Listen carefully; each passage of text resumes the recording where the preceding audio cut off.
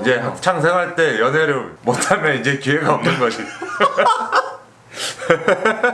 ¿Con cuál país se casan más los coreanos y se divorcian más? Es Vietnam. Es lógico, porque en Asia son países vecinos. Atrás de este tipo de matrimonios hay varias razones súper interesantes. Antes de comenzar el video, quiero decirte que me estoy basando en datos y estadísticas que me ayudaron a investigar en Naver. Según las estadísticas de matrimonio de Corea del Sur del 2023, los matrimonios con extranjeros fueron alrededor de 19.700 matrimonios. De estos 19.700 matrimonios con extranjeros, solo 14.700 hombres coreanos se casaron con extranjeras. El 35% de los matrimonios fue con mujeres vietnamitas, le siguen las chinas y el último las tailandesas. Los matrimonios con mujeres vietnamitas aumentaron significativamente con un incremento del 48.3%. Sin embargo, también ha habido un considerable aumento de divorcios con dichas extranjeras. Incluso las segundas nupcias con mujeres coreanas han aumentado, pero muchas veces esas mujeres coreanas son vietnamitas. Exacto, escuchaste bien, mujeres coreanas que eran vietnamitas.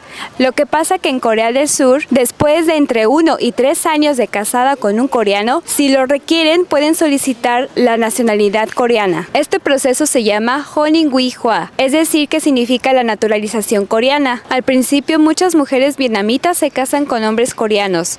Estos hombres coreanos son mayores y trabajan en el campo. 시골은 아무래도 여자분들이 적다 보니까 만날 기회가 적지 않나. 놀거리도 부족하고. 그러면 시골에서 마지막으로 본 여자가 몇 년 전이죠?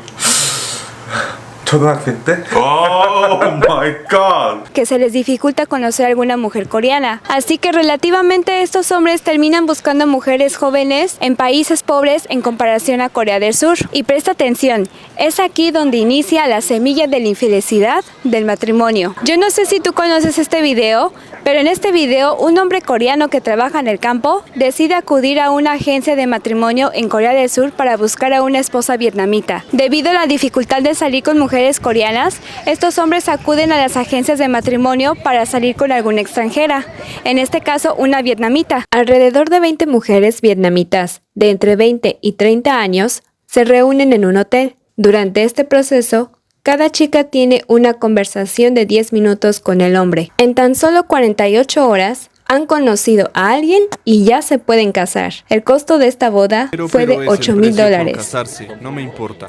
Yo creo que el problema no es que se case con una mujer vietnamita, extranjera o más joven que él, sino cómo es el proceso de conocer a esta persona. Muchas veces, como vieron en el video, al no tomarse el tiempo de comprenderse mutuamente, este tipo de parejas se apresuran a casarse, pero desafortunadamente en un futuro es más probable que terminen divorciándose. Comparando con la disminución de matrimonios con hombres de otras nacionalidades como Estados Unidos, China o Canadá en los últimos 10 años, han aumentado los matrimonios con hombres vietnamitas.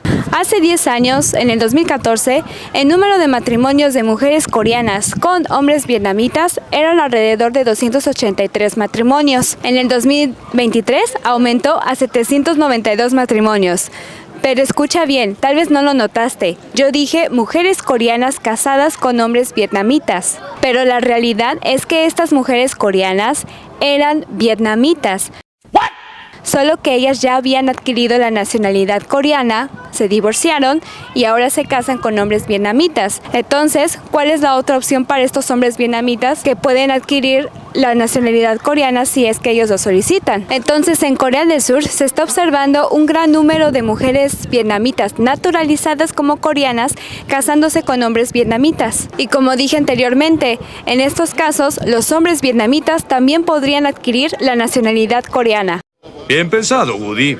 Me gusta tu ingenio. Los casos de estas mujeres vietnamitas naturalizadas como coreanas que se casan con estos hombres vietnamitas son una gran preocupación para Corea del Sur, porque simplemente en vez de convertirse en un matrimonio normal pasan a ser un matrimonio de conveniencia con el simple hecho de adquirir la nacionalidad coreana. ¿Qué piensan ustedes sobre este tema? Ahora ya saben con cuáles extranjeros se casan más los coreanos. Déjalo en los comentarios y después voy a volver a publicar otro video sobre otro tema. Hasta luego.